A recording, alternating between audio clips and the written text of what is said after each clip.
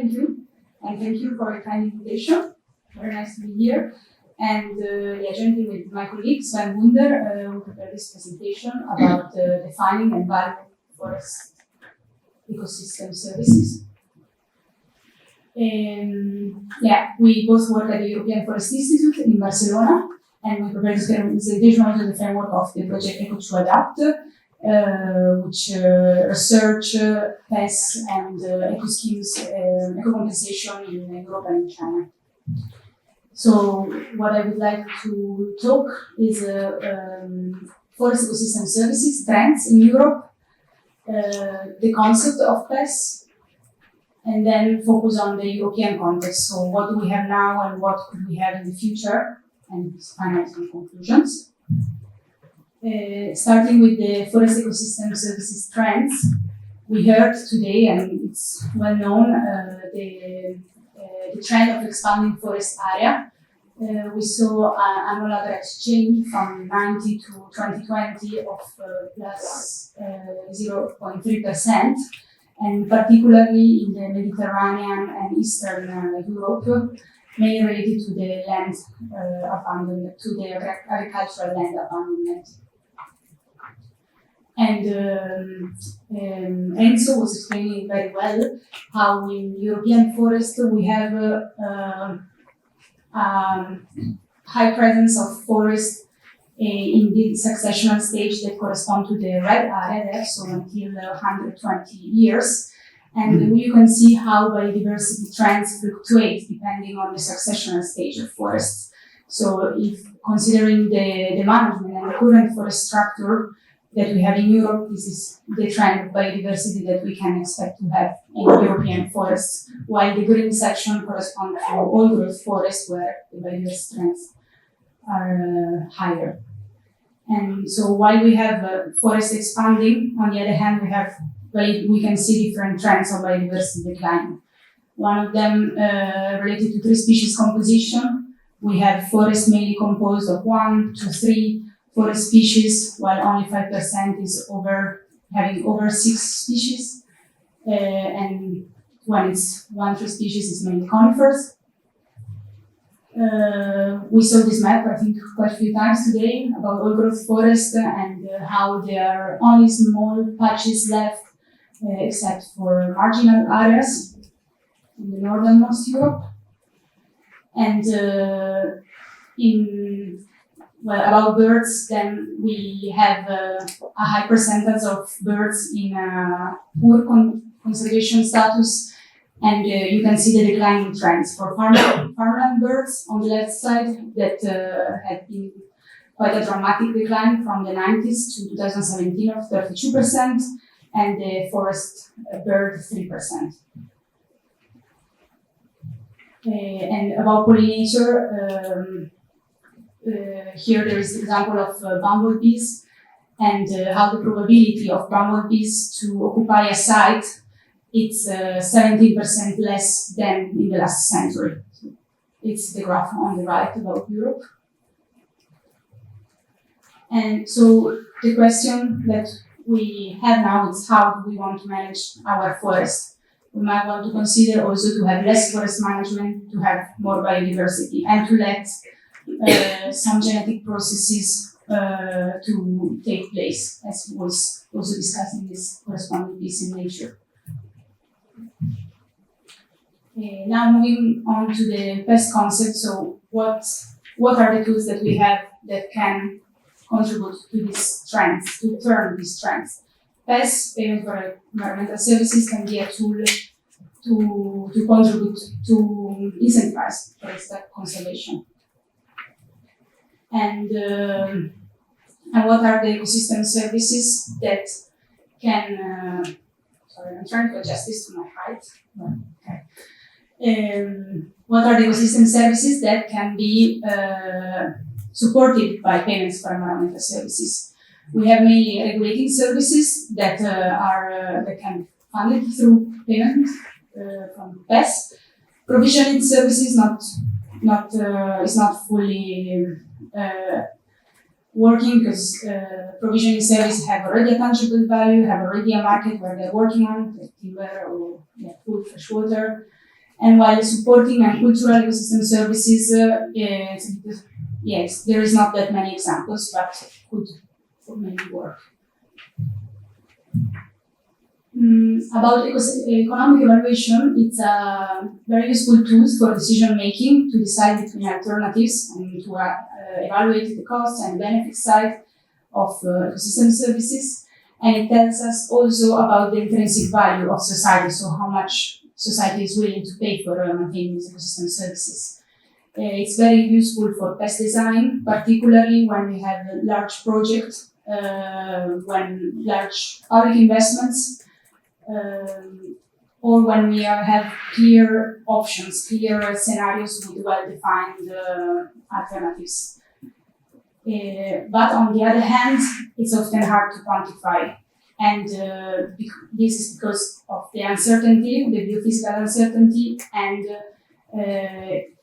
the fact that it's not always easy to quantify option value, or how do we quantify actually non-use value and option value. So to define the right price of pests, you can consider economic valuation to inform the willingness to pay for ecosystem services, and combine with the opportunity cost of service provider. So to understand how much they are willing to accept to provide a certain service, and so to define the compensation. And the price that will be used in a payment for environmental service will be a negotiable parameter in between these two values, between the willingness to pay and the willingness to accept. And in this graph, you can see on the left, where there is the Q1 and Q2 box, is the scenario with the business as usual, for instance, forest management, where Q1 would be the profit of the landowner, and Q2 the loss of environmental services due to the intensive forest management, where you lose different ecosystem services like carbon, the scenic beauty, watershed quality, or biodiversity.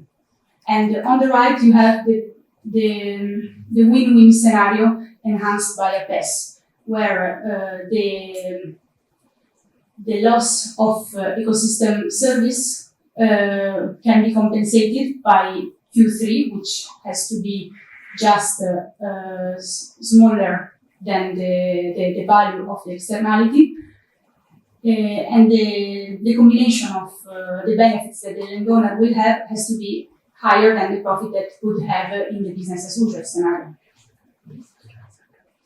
Now, going back to the original rationale of PES, why do we need them? The current landowner private practices are not benefiting society at the moment, so the externalities are not priced in. There is different environmental concerns, climate change, biodiversity loss, and so far taxes or regulation have not been enough to reverse these trends. So PES can offer a kind of win-win solution, for instance, for smallholders or small forest owners, where you can revalue also certain activities that otherwise would be lost. So PES are kind of offered as an innovative solution and a kind of economic laboratory where we have direct compensation to make all better off. And the definition that from Wunder 2015 has these 5 key criteria. So it has to be a voluntary transaction between a service user and a service provider. It's conditional on agreed rules on natural resource management and is to generate an off-site service. And this is the kind of specific definition. Then these components sometimes can be widened up to what we call PES-like. And the similar principles are used also in RED+, in environmental fiscal transfer, or Chinese compensation. So looking in detail at the principle, we have this is an example with the watershed quality service provision, where in the top of the mountain you can see the upstream service provider that commit to manage the land in a, let's say, environmentally friendly way to then provide to the downstream service user a quality ecosystem services, a water quality ecosystem services. Together with these two key stakeholders, we have also the ecotourism, so these people that that are also part of it, but they don't really need they are not really involved in the best because then they, for instance, could pay a entrance fee to enter in the park. And in this scenario, we would have to consider the willingness to pay and the willingness to accept of the two stakeholders, so that the willingness to pay of the downstream service user is higher than the willingness to accept of the upstream service provider. So there is the negotiation process going on to find the right price. We have in both sides organized stakeholders that belong to institutions and can work together collectively. And another key requirement is the land tenure securement, so that the user rights are well defined. And sometimes in Europe it's common also to differentiate payments based on the stakeholder preferences, so to make it more adapted to the different groups and to target it to some special areas. So, for instance, the most threatened area or more vulnerable ones. And finally, the last important point is that conditionality has to be enforced. So, in case the service providers are not complying with the contract, then there should be some sanction. Looking at Europe, so far we have a lot of PES in the environmental scene, so in agro-environmental schemes financed by CAP, Rural Development Program. We have also some private agro-environmental schemes like BITEL, and in the German, like forest, the example of payments to confine forest expansion in the landscape. Then in the blue box, you see some examples focused on the forest context. That is mainly within the framework of Natura 2000, Rural Development Program, Water Framework Directive, and Life Plus. And here there is a list of examples, for instance, from Finland, the MEXO program for biodiversity and private forest owners. Yeah, I will not go through it, but just all these examples we have are often unclear how the payments have really changed the management and how much and for how long. So they are still somehow emerging examples that are also difficult to evaluate with the rigorous methods. Now looking ahead, whether we are asking ourselves whether PES could also finance conservation, so to set aside areas and rewilding. And here rewilding, as was described before by Zorna, the principle of letting nature do the job and reduce the human control. And here I brought some picture from High Tatra, what Martin was showing also earlier, that we visited together in May within the Wild project, where there is disturbances by storm and bark beetle unmanaged, and the presence of large mammals. And in the context of rewilding, in the moment that the management decides to shift from domestic animals to, for instance, natural herbivores, then the payments like the CAP one are lost. So what or how can we pay for new rewilding areas? Also, what are the opportunity costs? These are also some of the questions we're exploring in YD. And some possibilities could be having permanent easement contracts, paying, selling the rights to develop, or land purchases to set aside conservation. And one key requirement of these of contracts that would finance rewilding then would be the long-term commitment. Another possibility to use PES would be to mitigate the mega disturbances risk, like wildfires. In one recent study, we have been looking what are the economic incentives that can finance wildfire risk reduction.